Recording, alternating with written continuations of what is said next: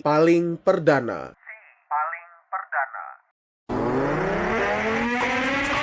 Pemerintah melalui Kementerian Agama menetapkan Idul Adha jatuh 17 Juni 2024. Pernyataan ini diputuskan setelah sidang isbat yang digelar hari ini di kantor Kemenak, Jakarta Pusat. Keputusan tersebut didasarkan dari hasil pemantauan hilal di 114 titik di seluruh wilayah Indonesia. Kemudian dilanjutkan dengan rapat sidang isbat yang tertutup untuk umum. Sebagaimana diketahui, bulan Zulhijjah adalah salah satu bulan yang dinantikan umat Islam yang di dalamnya terdapat perayaan Hari Idul Adha atau yang juga disebut Hari Idul Kurban.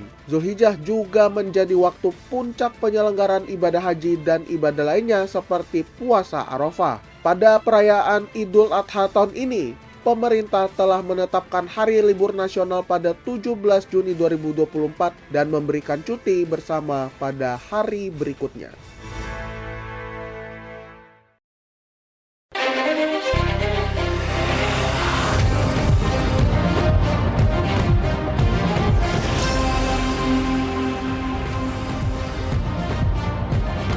Selamat malam Indonesia.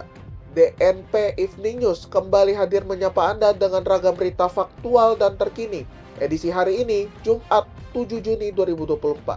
Bersama saya, Kevin Manoy. Berikut fokus utama kami malam ini. Mahkamah Konstitusi perintahkan coblos ulang di 12 wilayah Samosir, Sumatera Utara. Menteri Bahlil respon Muhammadiyah dan KWI tolak tawaran kelola tambang.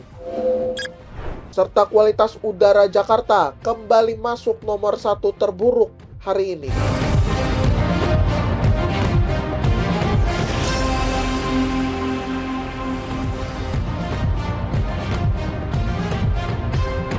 Kami mulai DNP Evening News dari perselisihan hasil pemilu. Mahkamah Konstitusi mengabulkan sebagian permohonan Partai Perindo untuk melakukan coblos atau pemilihan ulang bagi pemilihan legislatif anggota DPRD di Samosir, Sumatera Utara. Jordan Gozali melaporkannya untuk Anda. Mahkamah Konstitusi atau MK mengabulkan sebagian perkara perselisihan hasil pemilihan umum atau PHPU anggota DPRD Kabupaten Samosir, Sumatera Utara yang diajukan oleh Partai Perindo. Dalam amar putusannya, Mahkamah menyebut harus ada pemilihan suara ulang atau PSU di daerah pemilihan Samosir 1. Hakim Ketua MK Suharyanto menyatakan sesuai dengan peraturan perundang-undangan, PSU harus dilakukan dalam tenggang waktu paling lama 30 hari sejak pengucapan putusan. Penetapan perolehan suara hasil PSU tidak perlu dilaporkan kepada Mahkamah. Dalam pertimbangannya, Hakim Konstitusi M. Guntur Hamzah menyebut MK melihat pilihan keputusan yang diambil Ketua KPPS tidak sejalan dengan asas penyelenggaraan pemilu yaitu langsung, umum, bebas, rahasia, jujur, dan adil. Menteri Investasi sekaligus Kepala BKPM Bahlil Lahadalia merespon penolakan ormas seperti Konferensi Wali Gereja Indonesia atau KWI yang menerima karpet merah pengelolaan tambang dari Presiden Jokowi. Pembantu Presiden Jokowi menegaskan Indonesia adalah negara yang demokrasi. Oleh karena itu, Bahlil mengklaim akan menghargai perbedaan yang muncul. Namun Bahlil menyebut penolakan itu muncul karena komunikasi. Ia mengatakan wajar ada penolakan karena karpet merah dari Presiden Jokowi kepada ormas keagamaan baru muncul belakangan ini. Sejumlah ormas memilih berhati-hati dengan karpet merah yang diberikan Jokowi untuk mereka yang mengelola tambang. Salah satunya adalah Muhammadiyah. Ketua PP Muhammadiyah, bidang tablik, dakwah komunitas, kepesantrenan, dan pembinaan haji umroh, Saad Ibrahim mengatakan izin dari Presiden Jokowi merupakan hal baru. Ia menegaskan Muhammadiyah masih membahas secara mendalam terkait aspek positif, negatif, serta kapasitasnya dalam menerima tawaran itu. Sementara itu, mantan Ketua Umum PP Muhammadiyah Din Syamsuddin bahkan skeptis dengan tawaran tersebut. Ia mengatakan pemberian wilayah izin usaha pertambangan khusus atau WIUPK adalah jebakan. DPP PKS disebut sedang membuka peluang kepada putra Presiden RI ketiga B.J. Habibie yaitu Ilham Akbar Habibie untuk melaju di Pilgub Jawa Barat 2024. Selengkapnya akan dilaporkan oleh Andika Rizky Rehansyah.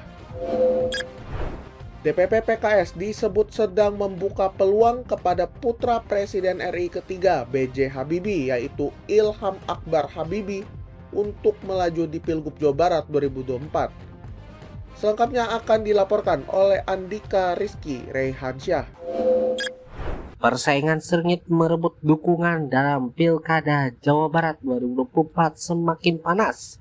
Dewan Pimpinan Pusat atau DPP Partai Keadilan Sejahtera atau PKS membuka peluang untuk mengusung putra Presiden RI ketiga B.J. Habibie, yakni Ilham Akbar Habibie, sebagai cagup atau cawagup dalam kontestasi Pilgub Jabar 2024. Ketua DPP PKS Ahmad Mabruri mengakui pihaknya terus melakukan komunikasi dengan Partai Nasdem yang telah memberikan surat rekomendasi kepada Ilham untuk maju di Pilgub Jabar 2024. Di sisi lain, Mabruri mengungkap saat ini DPP PKS tengah mempertimbangkan dua nama kader yang diusulkan oleh DPP PKS Jabar untuk diusung dalam Pilgub Jabar 2024. Kedua nama itu yakni Ketua DPW PKS Jabar Harus Suwandaru dan Wali Kota Depok Muhammad Idris.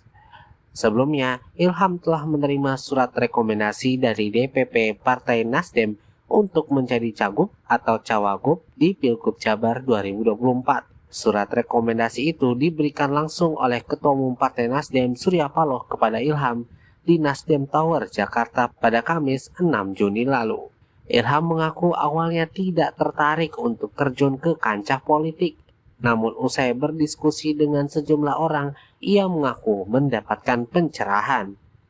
Ia merasa mendapat peluang dan kecocokan untuk maju sebagai bakal calon kepala daerah di Pilkada 2024 lewat Partai Nasdem. Andika Rizky Rehansyah melaporkan untuk DNP News.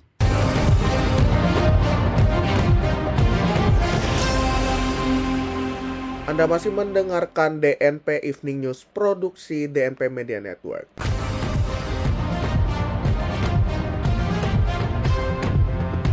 Kualitas udara di Jakarta pada Jumat pagi menduduki nomor 1 sebagai kota dengan kualitas udara terburuk di dunia, sedangkan kota Medan, Sumatera Utara peringkat ke-10. Berdasarkan data situs pemantau kualitas udara IQ Air pukul 7 pagi waktu Indonesia Barat, indeks kualitas udara di Jakarta berada di urutan pertama dengan angka 176 atau masuk kategori tidak sehat. Angka itu memiliki penjelasan kategori tingkat kualitas udaranya tidak sehat bagi kelompok sensitif karena dapat merugikan manusia maupun kelompok hewan yang sensitif atau juga bisa menimbulkan kerusakan pada tumbuhan ataupun nilai estetika.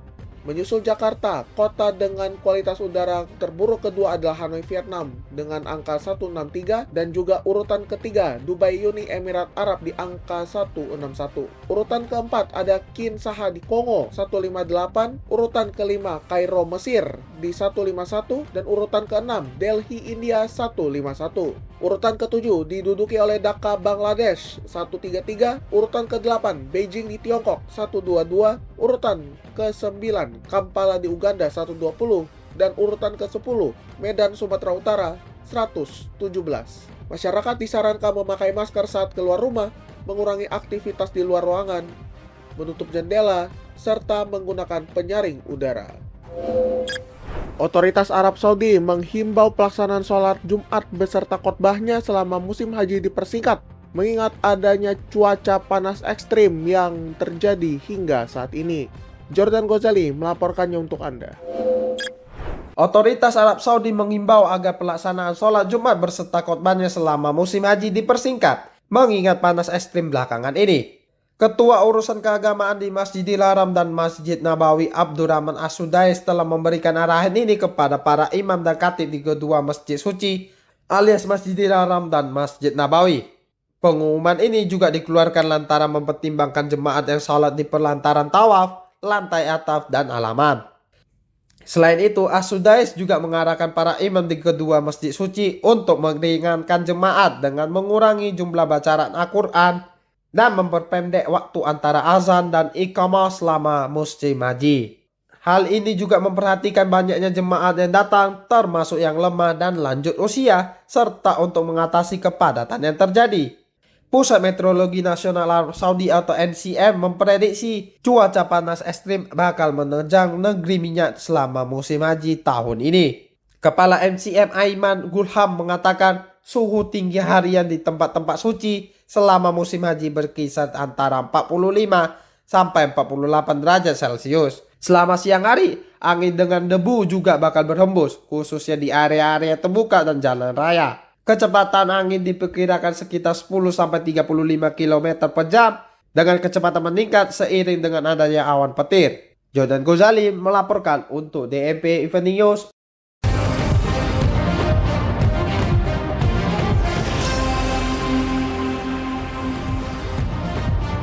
Demikian DNP Evening News malam ini. Terus dengarkan DNP Evening News setiap Senin hingga Jumat di platform podcast kesayangan Anda, serta kanal YouTube kami, DNP Media Network.